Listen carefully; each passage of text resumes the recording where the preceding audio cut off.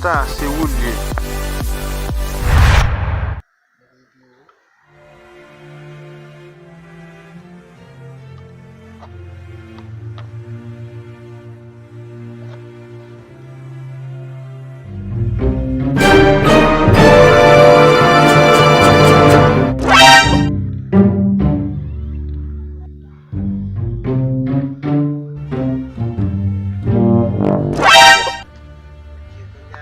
Basta vin de radyo, basta.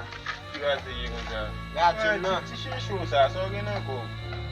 So m gen. Mwen met $2 non, ki ta franje, pa kon mwen kon mwen teman. Nan piye insekirite sa, basta. Ou ba kap travay so ba gen manch, nan yon si wap di m ti chèche. Wè zan mi, te dwa pale de manch. Se sen leg, ba jem mache san manch man. N'importe nèg ki ta fon de spectacle lan fout kase tout tête. Wap pale de manch, kote? Tout manch? Oui. Mwen viwe manch. Man viwe manch. Wè sa, se lig manch man. Ta fon kaka lan kase tout tête ou. O ti manch pi lon gen waferans. Ti manch pi non? Eh ben Oui. ok. Men radyo papa. E pou wè zan mi, ou pa ta pout kop sa ban mwen. E mwen kon se ma fok. Ma fok toune son bi mfoutou nan biznis la. Kote biznes ki ka fè moun toune son biya. Wap fè m promes, nou deja viv nan insekirite la. Mem toalet moun ap toalet a viv nan insekirite. E ba sa mde nou zan mi. La jem nan baz, ou pa pote yi pa bovo, mi dispatou la la defon mi. E bi ok basta, ma pote. Ket ben. May bibi.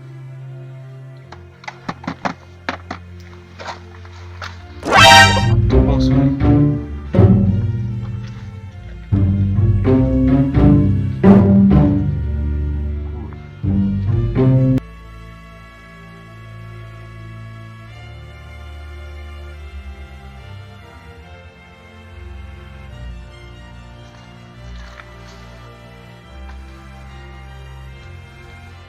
Oh! Sakè de sou nan sa la mese. Mwen fè ou ki de sou moun isi ya.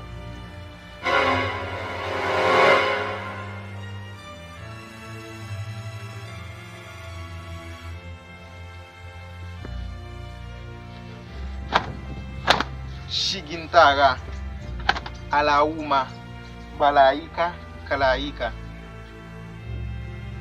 Maptan nou kunya la.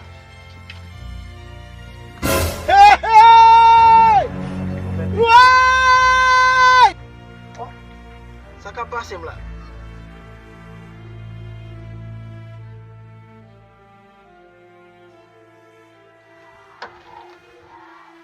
An, si yo ki te pon telefon mwen, Oui, sa la di.